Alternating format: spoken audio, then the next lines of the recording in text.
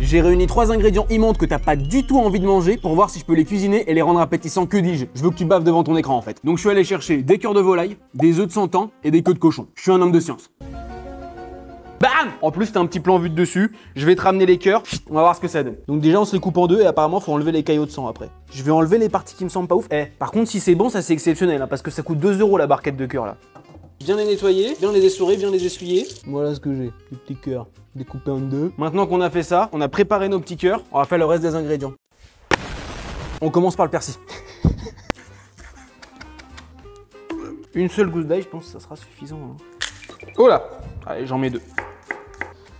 Allez, on se fait un petit demi-oignon. Bam, je vous mets tout là. Je vous mets un angle plus large.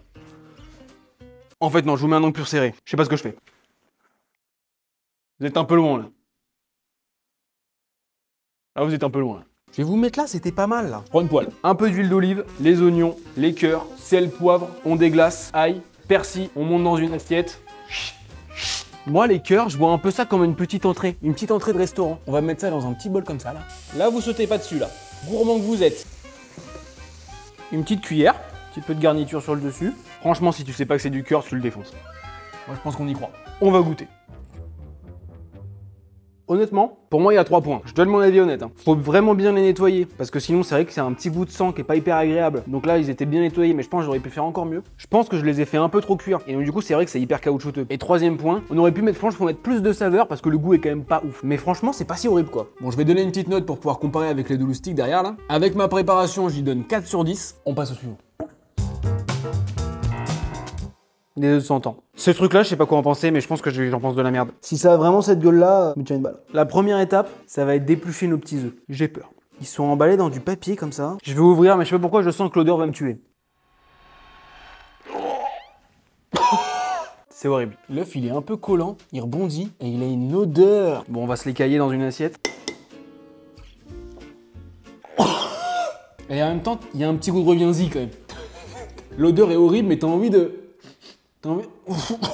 Bon, je vais le couper en deux.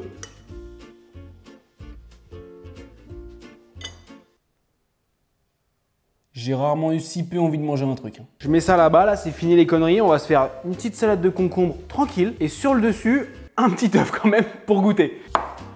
Petite gousse d'ail. Une cuillère à soupe de vinaigre. Vinaigre noir chinois. Ça sent le balsamique. C'est une douille. Hop là. Petite sauce soja. Des petites graines de sésame. Bon, ma salade, je pense qu'elle est finie là, elle est pas trop mal. Un petit bol tout mignon. On a fait une petite salade un peu mignonne, mais on va se rajouter.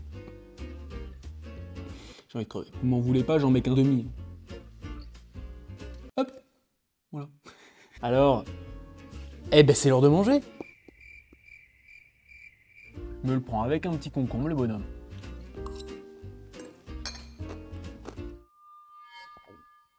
Je dirais un truc, l'odeur est pire que le goût. Ça a pas tant de goût que ça en fait. Je pense qu'il faut que je goûte sans le concombre pour vraiment avoir le goût. J'ai zéro envie de faire ça là. Allez.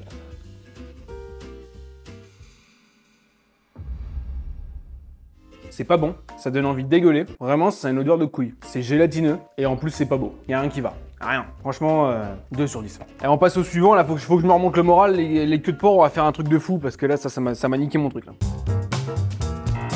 Bon. Après cette horrible expérience, on va passer aux queues de cochon. Tout est bon dans le cochon, donc moi j'y crois. Première déception, c'est pas en tourbillon en fait.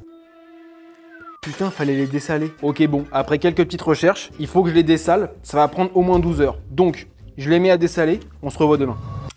Nous sommes 36 heures plus tard. Donc on enchaîne, allez vamos. Qu'est-ce que c'est rose? C'est le sel qui fait que c'est aussi rose comme ça là? En vrai pour moi ça peut pas être mauvais. Au pire ça fait de la graisse.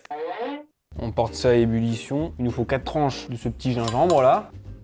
Ce sera bien. Oh, c'est en train de bouillir. Ça sent le cochon fumé. Ça va être bon cette histoire. Non, mais moi j'y crois. On va être bon au niveau de la viande là. On va aller rincer à l'eau claire. Là tout de suite, ça te charme pas au premier regard quoi. Mais on va se débrouiller. Sautoir, sauteuse, sauteuse de toir, sautoir, de teuse. On fait chauffer. Ce que je vais faire, c'est que je vais prendre ça. Hop là, bonhomme. Regarde-moi ça, regarde-moi ça. Il se passe quelque chose dans cette casserole là. Attention grenade! Oui,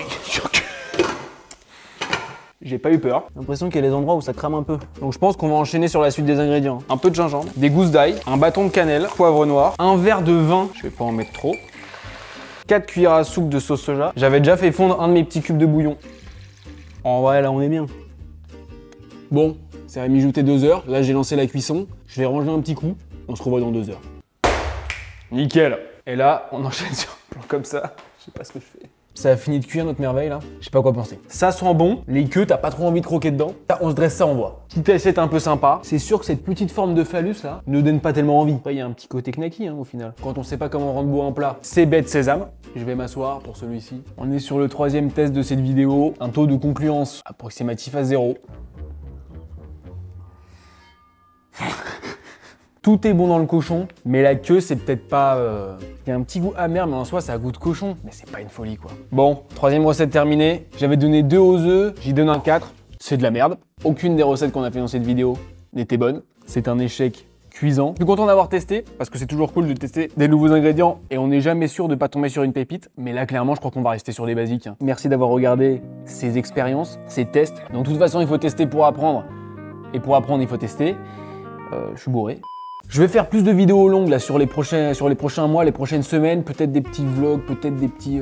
je vais vous emmener. Donc, mets dans les commentaires ce que tu as envie de voir des vidéos. Est-ce que tu veux qu'on soit sur de la recette basique? Est-ce que tu veux qu'on fasse des tests? Est-ce que tu veux qu'on fasse des recettes? Qu'on aille voir des professions, des gens qui sont passionnés dans leur métier et du coup on les accompagne 24 heures ou je sais quoi ou je sais qu'est-ce. Bisous. Merci beaucoup d'avoir regardé. Et puis évidemment, bon, la vidéo était sympa, c'est normal. C'est moi qui l'ai fait et c'est Val qui l'a monté. Allez, bisous.